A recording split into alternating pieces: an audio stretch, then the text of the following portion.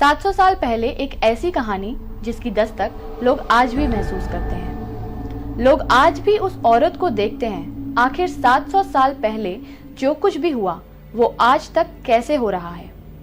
चलिए पहले आपको उस कहानी से रूबरू कराते हैं जहां एक राजा था, एक रानी थी और अब एक भटकती आत्मा।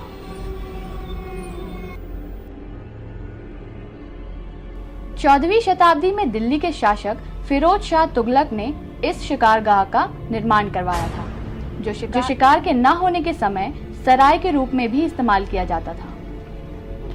भूली भटियारी का महल, इसके बारे में दो तरह के इंफॉर्मेशन अवेलेबल हैं। जैसे ही फिरोज तुगलक गद्दी पर बैठा, उसको शिकार का बहुत शौक था, इसलिए उसने अपनी पहले फिरोज तुगलक की राजधानी तुगलकाबाद में थी, जिसे बाद में वो वहां से स्थानांतरित करके फिरोज शाह कोटला में ले आया। क्योंकि फिरोज तुगलक को शिकार का बहुत शौक था, उसने अपनी राजधानी से के आसपास के उस क्षेत्र में एक श्रृंखला बनाई जिसमें कई तरह की शिकारगाहें बनाई गई। उन शिकारगाहों में सबसे प्रमुख थी जो दिल्ली विश्वविद्यालय के ऊपर पहाड़ी के ऊपर रिज पर हिंदूरा हॉस्पिटल के साथ में है।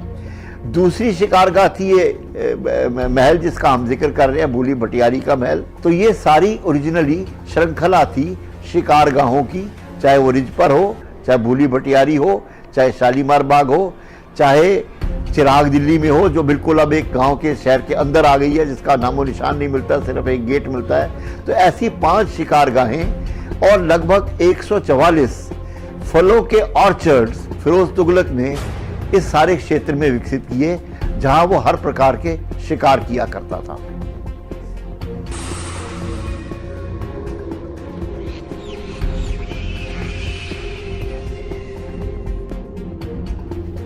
राजा अपनी रानी से बहुत प्यार करता था, हर समय उसे अपने पास ही रखता था।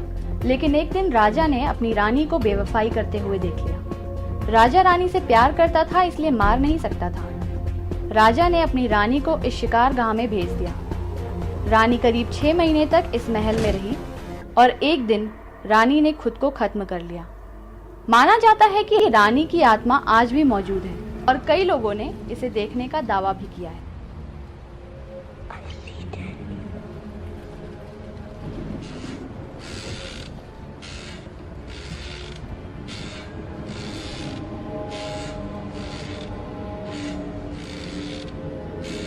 कई बार कुछ लोगों को ये लगा जैसे कोई उनके पास से अचानक से गुजरा हो।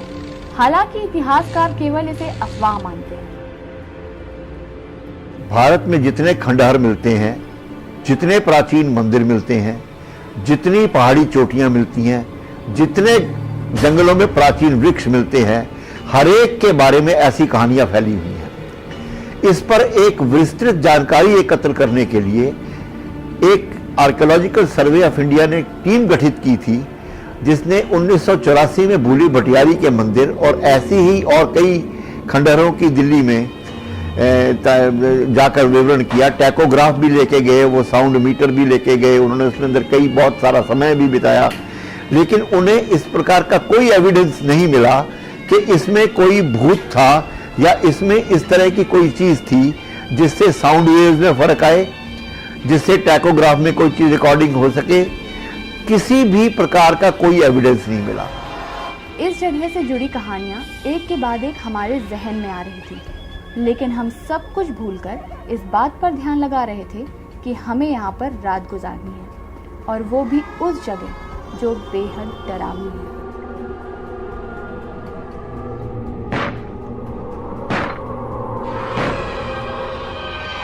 हमें नींद आ रही थी और डर भी काफी हद तक खत्म हो रहा था, लेकिन रात अभी बाकी थी, क्योंकि हम जानते थे अगर हमें यहाँ कुछ हो जाता है तो कोई हमें बचाने के लिए नहीं था।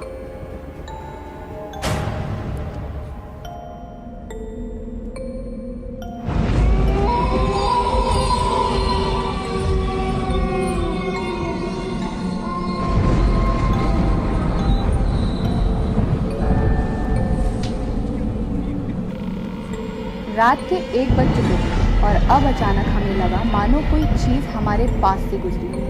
डर लगा, लेकिन हमने हौसला नहीं हारा। हमें अब तक जितनी भी आवाज़ें आ रही थी वो सारी जंगली जानवरों की थी।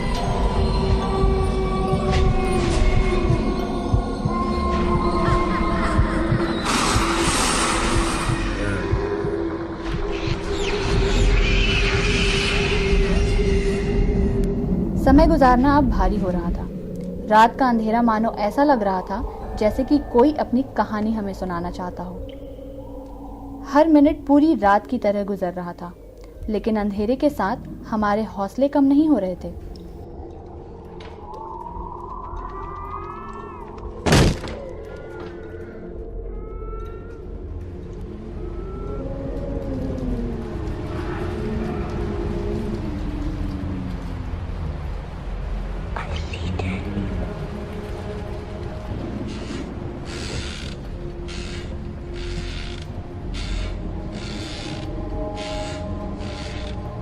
अब तक हमें समझ आ गया था कि ऐसा कुछ नहीं है। जितनी बातें इस जगह के बारे में कही जाती हैं ये केवल अफवाह है, और इस वीरान महल में रुककर हमें ये बात समझ भी आ गई थी।